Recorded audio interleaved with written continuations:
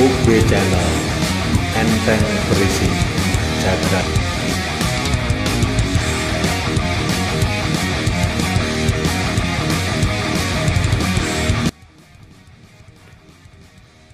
Halo, jumpa lagi di Urip Bonus Channel.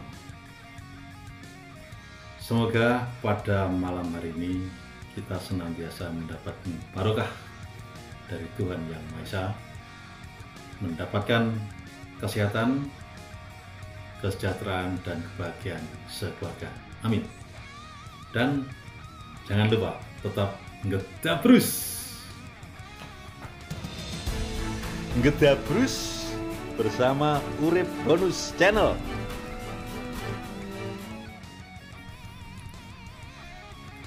Sedulur Urip Bonus Channel dimanapun Anda berada yang saya cintai.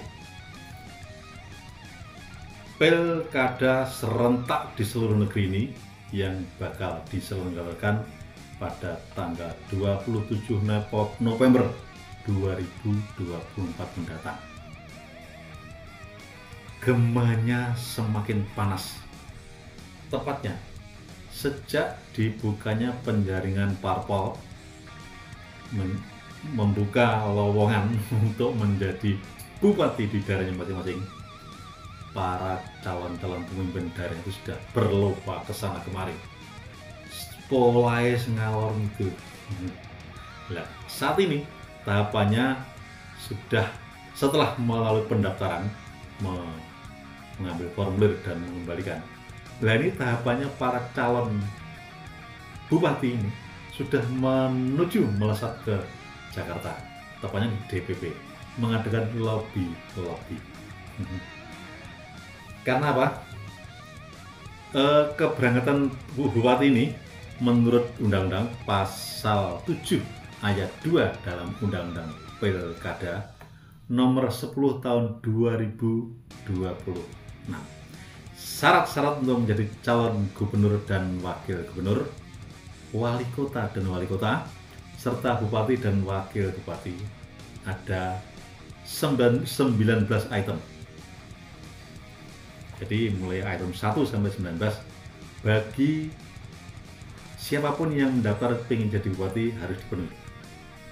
Meski di dalam item 19 tadi tidak ada sih namanya rekom atau surat penegasan dari partai atau rekom yang harus diserahkan ke KPU atau dibawa calon bupati itu mendaftar ke KPU, sebetulnya tidak ada.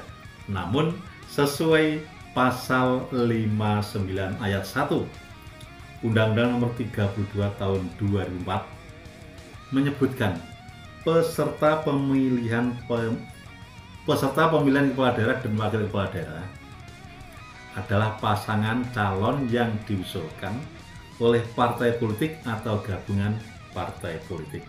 Jadi, KPU saat menerima pendaftaran para calon bupati itu tidak mau tahu, tidak mau ribet, pokoknya harus sesuai dengan kriteria aturan tersebut, yakni ada surat penugasan dari partai pengusung. Oleh sebab itu, hal ini disebab biar nanti KPU tidak ribet-ribet menadai meng-counter attack komplain-komplain yang ada di daerah sekitarnya. Oleh karena itu, parpol berhak mengeluarkan surat penugasan atau rekomendasi ke Cagup sebagai persyarat. Nah, inilah. Nah, dari mendapatkan rekom ini fenomenanya luar biasa, gegap gempitnya luar biasa, prosesnya luar biasa. Karena apa? Bagi calon bupati yang ingin mendapatkan surat penugasan dari partai pengusungnya dari DPP sana, atau orang bilang disebut mendapat rekom dari DPP, itu sulitnya setengah mati. Ampun. Karena apa? Untuk mendapatkan satu rekom itu mengeluarkan tenaga, biaya, macam-macam. Semuanya itu harus dibetulkan situ. Ini tahapan bagi calon bupati. Nah, dari rekom tersebut banyak sih rumor-rumor yang menyampaikan bahwa piro sih harganya Rekom ini bervariasi, variabel bro. Karena apa? Mungkin untuk partai besar sekelas PDI, PKB, Golkar, mahal Rekom itu. Karena apa? Gerindra mahal. Karena apa? Ini sudah punya nama, sudah punya masa yang banyak dan jumlah anggota banyak, sehingga Rekomnya dimungkinkan mahal. Padahal menurut aturan meskipun tak tertulis, ketika DPC atau DPD merekomendasikan bakal calon ke DPP untuk di ACC mendapatkan Rekom, itu kemudian pihak DPP sudah mengeluarkan atau mensurvei baik dari popularitas dari calon itu yang diajukan DPC atau DPC, popularitasnya bagaimana, kemudian popularitas, kemudian likabilitas bagaimana, yang terakhir ada elektabilitas. Nah, kalau sudah ketiga ini mencukupi secara umum, kemungkinan besar dan harusnya DPP mengeluarkan rekomendasi atau surat penugasan pada calon yang diajukan oleh DPC tersebut. Nah,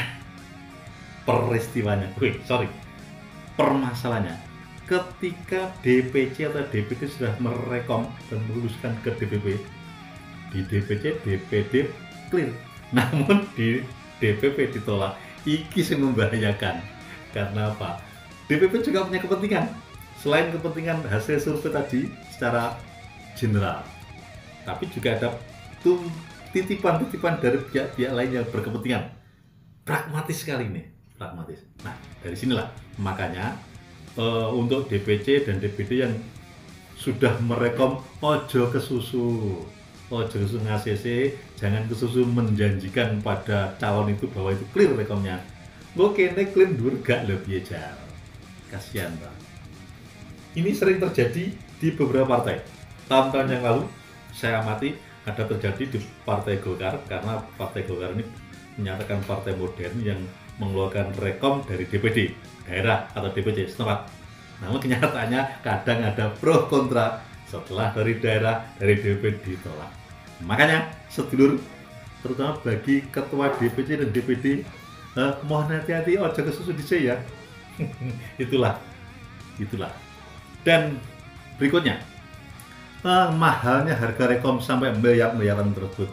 Sebetulnya kalau kita menurut survei yang dilakukan KPK dan LIPI tahun kemarin ya, dari survei KPK dan LIPI mensurvei bahwa biaya kampanye bupati atau wali kota biayanya itu 20 sampai 30 miliar. Itu untuk biaya kampanye, belum Rekom loh bro. Sedangkan gubernur sampai tembus 100 miliar. Sekali lagi, ini belum biaya untuk Rekom. Kita bisa bayangkan, kalau biaya operasional kampanye saja sekian miliar, berarti kita bisa menganalisa berapa persen ya kira-kira biaya untuk membeli Rekom. Yang pragmatis tadi, ya kira-kira 5 sampai 10 M lah biayanya itu. Ngedabrus bersama Urip Bonus Channel. Sedulur Urip Bonus Channel, dimanapun Anda berada yang saya cintai, tadi sudah membincang masalah biaya Rekom yang itu bukan menurut saya ya, untuk survei dari KPK dan LIPI ya, pada tahun kemarin. Sedangkan KPK itu menyampaikan press release beberapa bulan waktu yang lalu, yaitu sejak KPK berdiri hingga Agustus 22 tahun 2022, sebanyak 310 anggota DPR dan DPRD, 154 bupati atau wali kota, dan 22 gubernur tersandung kasus korupsi. Mungkin itu terjadi pada tahun 2022. Nah, saat ini ada perkembangan jelas saja. Nah, dari sini bisa kita bandingkan ya, untuk seringnya terjadi kasus-kasus korupsi yang dilakukan oleh DPR, bupati, dan gubernur. itu mungkin non sewu golek balen karena apa? Rekomnya regane larang, biaya biaya kampanye larang. Nah disinilah jadi terjadinya korupsi mungkin golek balen seperti itu saja sebetulnya.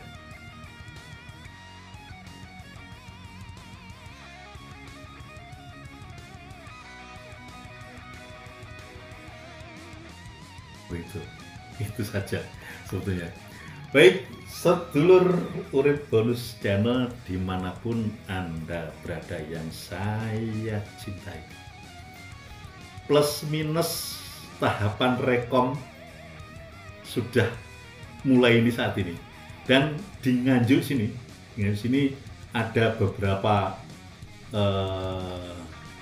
beberapa calon bupati yang sudah menuju ke DPP sana dan dia dengan confident sedang membawa rekom, yaitu dari Kang Marhen.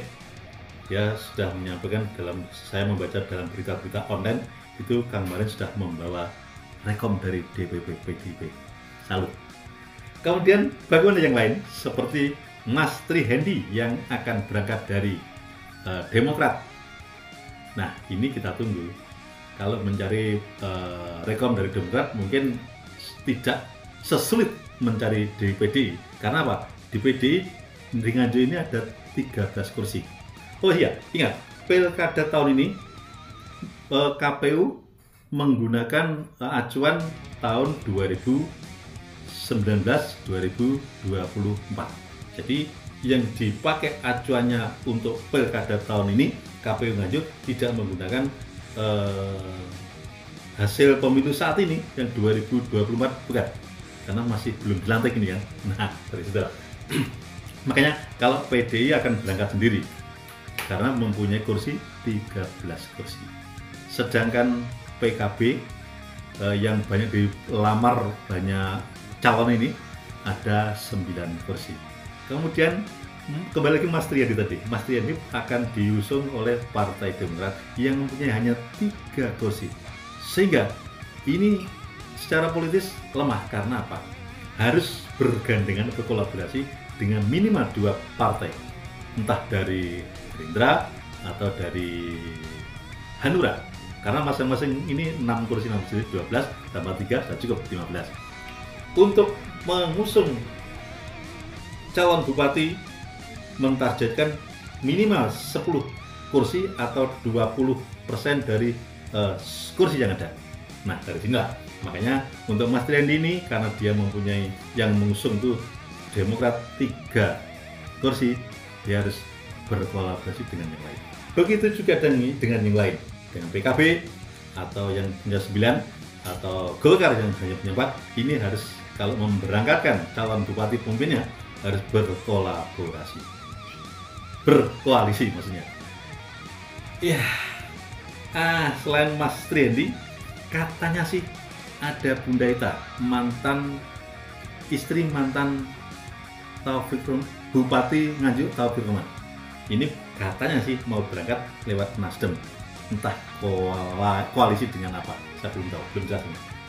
Kemarin juga ada nama Mas Gondo, namun karena sudah lor Mas Gondo begitu pulang dari Jakarta, saya baca di online, dia mendaftarkan diri sebagai bakal calon wakil bupati. Jadi kemungkinan besar, makanya kemarin saya ngonten nih, kemarin tuh ada 4 kandidat, sekarang 3. 1 Kang Marhen, 2 Mas Triandi, 3 Bunda Ita. Yang lain yang dari A, B, C, D yang daftar di PKB di mana-mana ya kita anggap variasi aja. Variasi.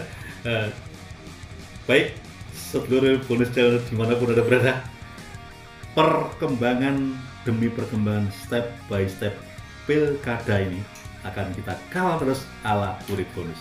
Salam Urip Bonus Channel. Salam. Dan jangan lupa bahagia. UB Channel, enteng berisi, jaga NKRI.